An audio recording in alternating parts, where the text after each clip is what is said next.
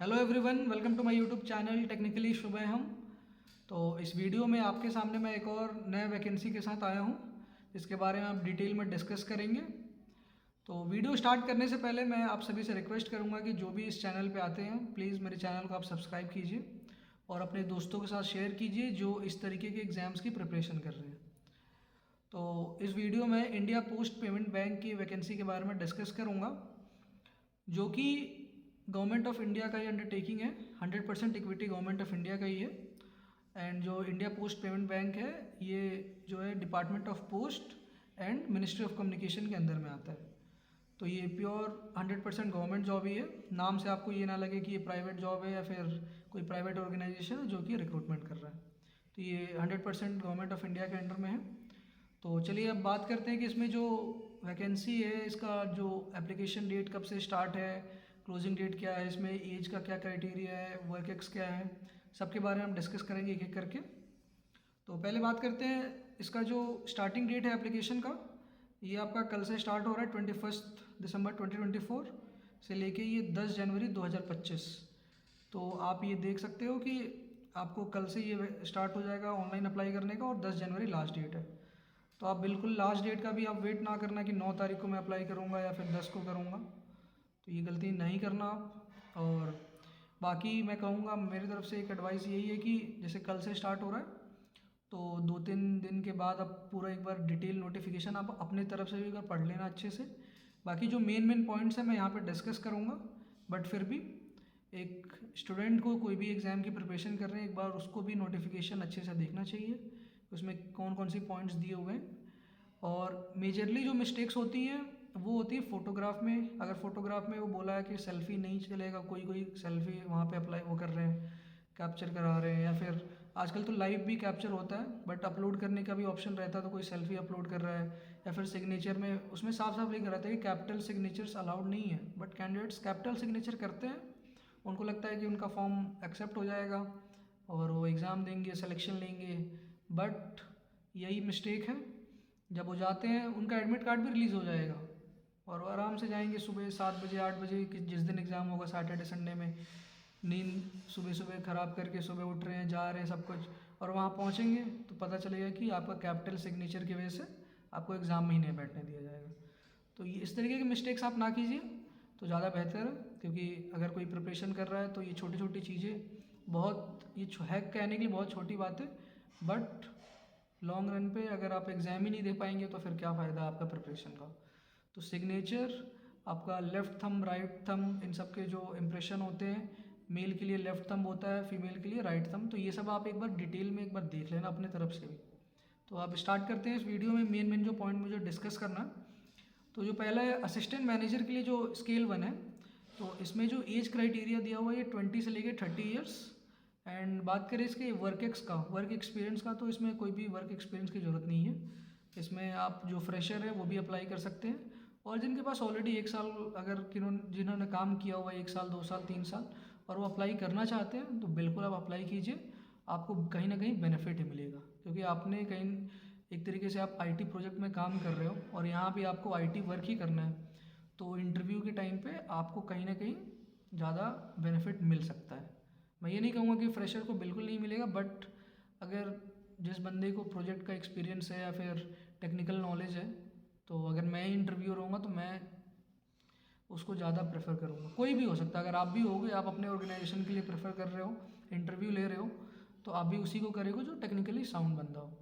तो जो फ्रेशर होते हैं उनके पास भी अच्छी नॉलेज होती है, बट आप ये मत समझिए कि मेरे ये कहने से कि जो जिनके पास वर्क एक्सपीरियंस है वही केवल अप्लाई करेगा तो सिलेक्शन होगा, ऐसा इन्होंने कहीं नहीं लिखा। बट ये मेरा एक तरीके से ये कहीं ना कहीं लागू होता है इंटरव्यू में। अगर जिसके पास एक्सपीरियंस है तो ये मत समझिए 3 साल जिनका एक्सपीरियंस हो गया है वो अप्लाई ना करे क्योंकि ये फ्रेशर के लिए है, तो आप अप्लाई कर सकते हैं। बात करें स्केल 2 के लिए मैनेजर, तो मैनेजर में इसमें है 23 साल से लेकर 35 साल का एज क्राइटेरिया, और इसमें वर्क एक्सपीरियंस है, ये जो है इसमें 3 साल का आपका वर्क एक्सपीरियंस होना चाहिए। तो जिनका 3 साल से ज़्यादा वर्क एक्स है, अगर वो मैनेजर के लिए अप्लाई करना चाहते हैं तो अप्लाई कर सकते हैं। बाकी स्केल 3 भी है सीनियर मैनेजर, इसमें एज क्राइटेरिया 26 से लेकर 35 ईयर्स, एंड इसमें वर्क एक्सपीरियंस जो चाहिए 6 ईयर्स का वर्क एक्सपीरियंस चाहिए। बाकी इसके अलावा एक और आया है साइबर सिक्योरिटी एक्सपर्ट। ये जो है कॉन्ट्रैक्चुअल है, साइबर सिक्योरिटी एक्सपर्ट का ये कॉन्ट्रैक्चुअल पोस्ट है। इसमें परमानेंट पोस्ट जैसे गवर्नमेंट जॉब में परमानेंट जॉब मिलती है, वो ये वाला नहीं है, केवल ये कॉन्ट्रैक्चुअल जॉब है। तो अगर किसी को करना है तो वो अप्लाई कर सकता है। जिन इसमें भी एक्सपीरियंस चाहिए, मिनिमम 6 ईयर्स का वर्क एक्स होना चाहिए। तो मेनली हम रेगुलर पोस्ट के बारे में बात करेंगे जहाँ पे परमानेंट हमें जॉब मिल रहा है। तो अब आते हैं डेजिग्नेशन। मैंने बता ही दिया कौन कौन सा डेजिग्नेशन है, स्केल 1, स्केल 2, स्केल 3। बाकी नंबर ऑफ़ वैकेंसीज़ के बारे में अब डिस्कस करें तो जो हमारे स्केल 1 है असिस्टेंट मैनेजर IT, इसमें टोटल वैकेंसी है 54 और UR कैटेगरी के लिए, अनरिजर्व कैटेगरी के लिए 33 है, OBC के लिए 8 है, EWS के लिए 5 है एंड SC के लिए 6 है एंड ST के लिए 2 सीट्स हैं। तो टोटल ये सीट्स हो गए 54 और अलग अलग कैटेगरी में डिवाइड है। तो UR में 33 वैकेंसी है, तो ये अच्छी खासी वैकेंसी मानी जाती है अगर IT पोस्ट की बात करें तो, क्योंकि IBPS SO के अलावा और भी जो बैंक्स निकालती है वो हार्डली यही 10, 20, 30 तक की वैकेंसी निकलती है। वो भी स्केल 1 पे 33 सीट्स UR कैटेगरी में मायने रखती है और टोटल सीट्स भी 54 है, बाकी कैटेगरीज का ही मिला ले। तो ये अच्छा खासा चांस है, जो भी फ्रेशर हैं या फिर जिनके पास 1, 2 साल 3 साल का एक्सपीरियंस है अप्लाई करना चाहते हैं तो डेफिनेटली आपको स्केल 1 के लिए अप्लाई करना चाहिए। बाकी बात करें जो परमानेंट पोस्ट है स्केल 2 में एंड स्केल 3 में, जो मैनेजर IT एक पेमेंट सिस्टम करके है जिसमें वैकेंसी एक ही है और वो भी कैटेगरी ST कैटेगरी के लिए है। तो इसमें लगातार जो 3 मैनेजर की पोस्ट है, manager IT infrastructure network and cloud and तीसरा एक पोस्ट है manager IT enterprise data warehouse. तो ये तीनों जो है, इसमें जो मैनेजर IT इंफ्रास्ट्रक्चर का है इसमें 2 पोस्ट हैं टोटल, इसमें एक OBC कैटेगरी में और एक जो है आपका ST कैटेगरी में। और जो मैंने manager IT data warehouse की बात की, इसमें टोटल पोस्ट एक ही है जिसमें वो भी कैटेगरी पोस्ट है जो कि ST कैटेगरी में आती है। तो ये टोटल हो गया मैनेजर लेवल पे। सीनियर मैनेजर की बात करें तो सीनियर मैनेजर में भी IT पेमेंट सिस्टम में टोटल वैकेंसी एक ही है और इसमें वो भी OBC कैटेगरी में है। और मैनेजर में सीनियर मैनेजर में बात करें इंफ्रास्ट्रक्चर नेटवर्क एंड क्लाउड में, तो इसमें भी टोटल पोस्ट एक है और ये SC कैटेगरी में है। और senior manager IT outsourcing, contractual management, procurement, SLA payments, इन सब से रिलेटेड इनको चाहिए, तो इसमें भी टोटल एक ही पोस्ट है और वो ST कैटेगरी के लिए। तो नीचे वाले जितने पोस्ट है स्केल 2 एंड स्केल 3 पे, वो UR कैटेगरी में एक भी वैकेंसी नहीं है क्योंकि पोस्ट ही एक है या 2 है मैक्स टू मैक्स, और वो भी ज़्यादातर आपके SC ST कैटेगरी में ही है एंड एक OBC में है। तो आप देख सकते हैं कि जो टोटल वैकेंसी है और मैक्सिमम वैकेंसी जो आई है स्केल 1 पे आई हुई है। तो जो कैंडिडेट्स फ्रेशर हैं या फिर 1, 2 साल का है वो अप्लाई बिल्कुल करें इसके लिए। अब बात करें इसका जो जॉब डिस्क्रिप्शन है और एजुकेशन क्राइटेरिया क्या है, इसका एलिजिबिलिटी क्राइटेरिया क्या है। तो असिस्टेंट मैनेजर में इसमें आपको मिनिमम जो एजुकेशन क्वालिफिकेशन है वो आपका BE BTech in computer science, IT, computer application, electronics and communication engineering, electronics and telecommunication या फिर इलेक्ट्रॉनिक्स एंड इंस्ट्रूमेंटेशन, ये आपका BTech इन सब में अगर आपका है तो आप एलिजिबल हो। बाकी इसके अलावा किसी ने पोस्ट ग्रेजुएट किया degree in computer science, IT, computer application, electronics and communication engineering, electronics and telecommunication and electronics and instrumentation, तो इन सब में अगर जिनका पोस्ट ग्रेजुएट भी है वो भी कर सकते हैं। नीचे एक चीज़ नोट में लिखी हुई है कि candidates with 1 year of experience in IT domain in banking और financial institution etcetera will be given preference. तो ये डिज़ायरेबल है, मतलब इनको प्रेफरेंस, जैसे मैंने अभी पहले बात किया था अभी स्टार्टिंग में कि जिनके पास एक्सपीरियंस है उनको कहीं ना कहीं वो प्रेफर करेंगे, तो वही चीज़ इन्होंने नोट में भी लिखा भी है। तो जिनके पास 1 साल 2 साल का एक्सपीरियंस है तो डेफिनेटली आप अप्लाई करो, आपके हायर चांसेस रहेंगे। अगर आपका इंटरव्यू अच्छा होता है, आप प्रोजेक्ट के बारे में अच्छे से डिस्कस कर लेते हो, आप क्या काम करते हो, आप कैसे बैंक में कंट्रीब्यूट कर सकते हो, आपके नॉलेज के जो भी आपने IT सेक्टर में आपने अभी तक काम किया है, कैसे वो इस बैंक के लिए आप काम कर सकते हो, तो ये सब के बारे में आपसे वो इंटरव्यू में क्वेश्चन पूछेंगे। अगर आप अच्छे से उनको जॉब जो आपका काम है आप जस्टिफाई कर पाते हो तो डेफिनेटली आपको प्रेफरेंस मिलेगा। बाकी बात करें मैनेजर IT में, तो उसमें भी वही है BE BTech इन कंप्यूटर, जो एजुकेशन क्वालिफिकेशन सेम है, बाकी उसमें बस वर्क एक्सपीरियंस की बात करें तो उसमें 3 इयर्स का वर्क एक्सपीरियंस चाहिए आपको IT डोमेन में। और सीनियर मैनेजर की बात करें तो सीनियर मैनेजर में भी आपका education qualification same, B tech in computer science, IT, computer application, electronics and communication, electronics and instrumentation, ये सब आपका एजुकेशन क्वालिफिकेशन सेम ही है। बाकी वर्क एक्स की बात करें तो इसमें 6 ईयर्स का आपका वर्क एक्सपीरियंस होना चाहिए सीनियर मैनेजर के लिए। तो ये सब हो गया आपका, जो आपका एजुकेशन क्वालिफिकेशन हो गया, वर्क एक्सपीरियंस। आगे बात करते हैं मेन इसका जो सिलेक्शन प्रोसेस क्या है। तो देखिए अभी जो नोटिफिकेशन में लिखा हुआ है इसके हिसाब से इनका जो सिलेक्शन होगा, डायरेक्टली आप जब अप्लाई करोगे उसके बेसिस पे शॉर्टलिस्ट करेंगे आपका, जैसे जिनका बी टेक है या फिर उसमें जब फॉर्म फिल करोगे तो उसमें वर्क एक्सपीरियंस ही पूछते हैं, तो आप वहाँ पे भी अपना डालोगे जिनका वर्क एक्सपीरियंस है। जिनका नहीं भी है वो भी अप्लाई करेंगे ही, तो वो उसके बेसिस पे शॉर्टलिस्ट करेंगे। हो सकता है अप्लाई करते समय रिज्यूमे भी मांगेंगे, तो अकॉर्डिंग टू रिज्यूमे भी ये शॉर्टलिस्ट कर सकते हैं।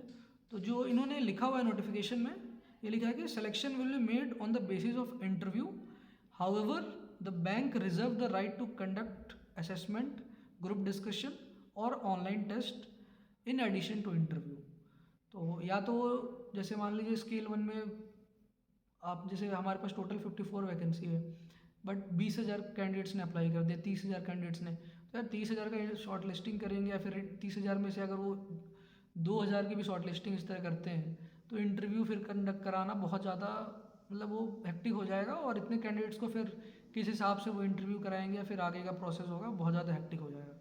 तो अगर इस तरीके का अगर रहता है सिचुएशन जहाँ पे 20,000 30,000 कैंडिडेट्स अप्लाई कर रहे हैं, तब उनको या तो रिटन टेस्ट करना पड़ेगा। तो रिटन टेस्ट वही IBPS SO का जो लेवल रहता है वही आप लेवल लेके प्रिपेयर कर सकते हो। इन्होंने ऑनलाइन टेस्ट भी लिखा है, तो आई डोंट थिंक सो ये घर से बैठ के आप दे सकते हो, इसका एग्ज़ाम प्रॉपर होगा, सेंटर पे जाके देना होगा, तो वहाँ पे वही MCQ टेस्ट होगा। बाकी कोई अपडेट इसके रिगार्डिंग रहेगा तो मैं यूट्यूब पे बिल्कुल उसके ऊपर वीडियो बनाऊँगा। तो अभी आप मान के चलो कि डायरेक्ट इसमें लिखा हुआ है कि इंटरव्यू होगा, बाकी इन एडिशन टू ये GD करा सकते हैं या फिर कोई असेसमेंट ले सकते हैं।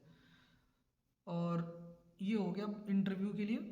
बाकी इसमें अब बात करें जो एप्लीकेशन फ़ी है वो क्या है, तो SC ST PW कैटेगरी में ओनली 150 रुपीज़ है एप्लीकेशन फ़ी, और बाकी अदर कैटेगरीज़ के लिए 750 रुपीज़ है।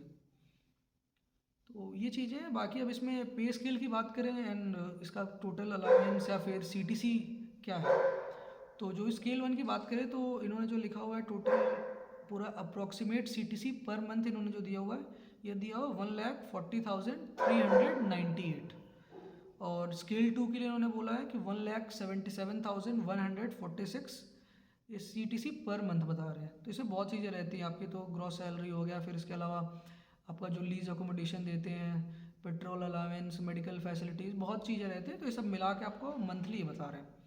बाकी स्केल 3 सीनियर मैनेजर की बात करें तो ये है इसमें 2,25,937 पर मंथ। तो जैसे कि मैंने बताया कि CTC जो है ये पूरे इसमें डियरनेस अलावेंस, फिर सिटी कंपनसेटरी अलावेंस, इसके बाद स्पेशल अलावेंस, बहुत चीज़ें रहती हैं, HRA हो गया, लीज अकोमोडेशन, मेडिकल फैसिलिटीज़, तो ये सब मिला के आपको ये इन्होंने बताया पर मंथ इतना इतना अमाउंट स्केल वाइज। जैसे स्केल 1 का जैसे मैक्सिमम जो वैकेंसीज है उसके हिसाब से मैं बता रहा हूँ। तो अगर कोई फ्रेशर है और यार उसको 1,40,398 और उसकी CTC पर मंथ है, तो इससे बेहतर क्या चाहिए यार। इतना तो अमेजोन में भी नहीं मिलता स्टार्टिंग में जाओ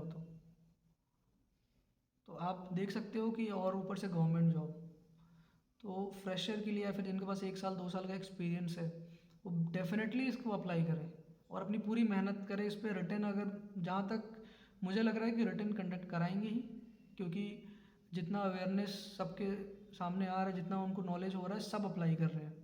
जो भी IT में भी काम कर रहे हैं, जिनको पता चल रहा है वो अप्लाई कर रहे हैं। तो कंपटीशन अब हर जगह हाई है। अभी जो SBI SO का हुआ था उसमें फ्रेशर लेवल पे था, बहुत कैंडिडेट्स ने अप्लाई किया था और एग्ज़ाम भी बहुत अच्छे से हुआ, तो उसमें कट ऑफ भी हाई जाने की बहुत ज़्यादा प्रोबेबिलिटी है।